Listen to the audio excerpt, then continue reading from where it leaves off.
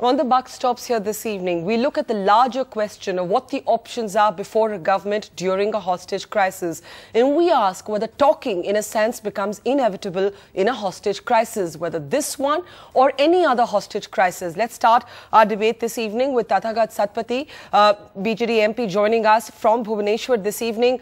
First, Tathagat, can you give us a sense of where we stand towards securing the release of the district collector and the junior engineer taken hostage along with him? See, the state government is in negotiations, and as it seems now, quite a few, some 7-8 conditions have been accepted, and hopefully everybody prays that both the collector and the junior engineer are released by latest by tomorrow midday maybe.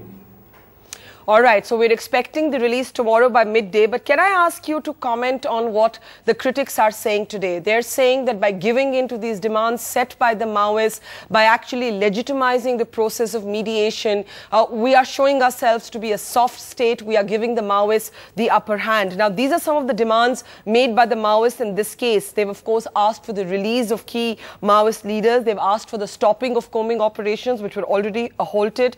They've asked for the tribal status be given to one particular community, a ban on bauxite mining in the Deomali Hill in Koraput district. The issue is, should the Maoists be setting the terms, and has the Indian state in a sense strengthened them this evening by accepting many of these conditions, Tathagat?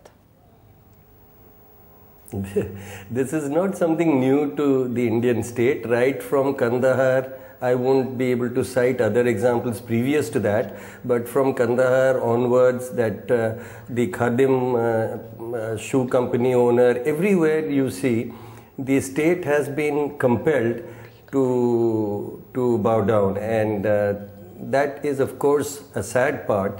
And but I think there are certain situations where we have set a precedent for ourselves that we usually agree to these funny demands, and that is what we are seeing now. It is easy to be critical now, but when you think of the two people whose lives are involved, I do not wish to get onto an academic discussion of whether the state should bow down now or not. I would only pray that both of them come out safely. Later on we can discuss these issues, you know.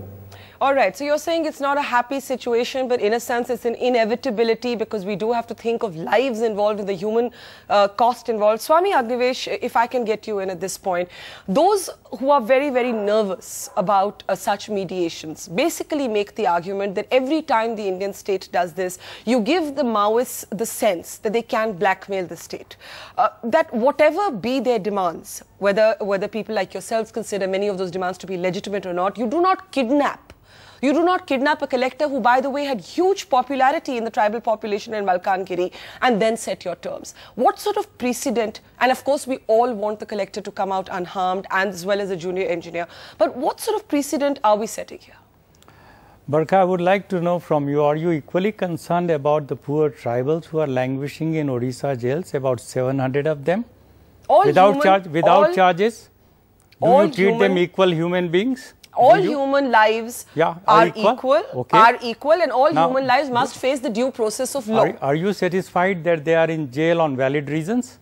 Are you saying that the charges against them are trumped up? Fake, trumped up, flimsy, and any day anybody can examine them. All right, we'll discuss that, but first answer my question. There have been 24 encounter killings in Orissa in the month of December and January this year. Has there been a single judicial inquiry as per the norm set by And Swami Agnivesh, we'll discuss all of that. But first to my question. No. My question is abduction... You said in the beginning, we have to take the larger picture. Is abduction the language of blackmail? No, I don't agree.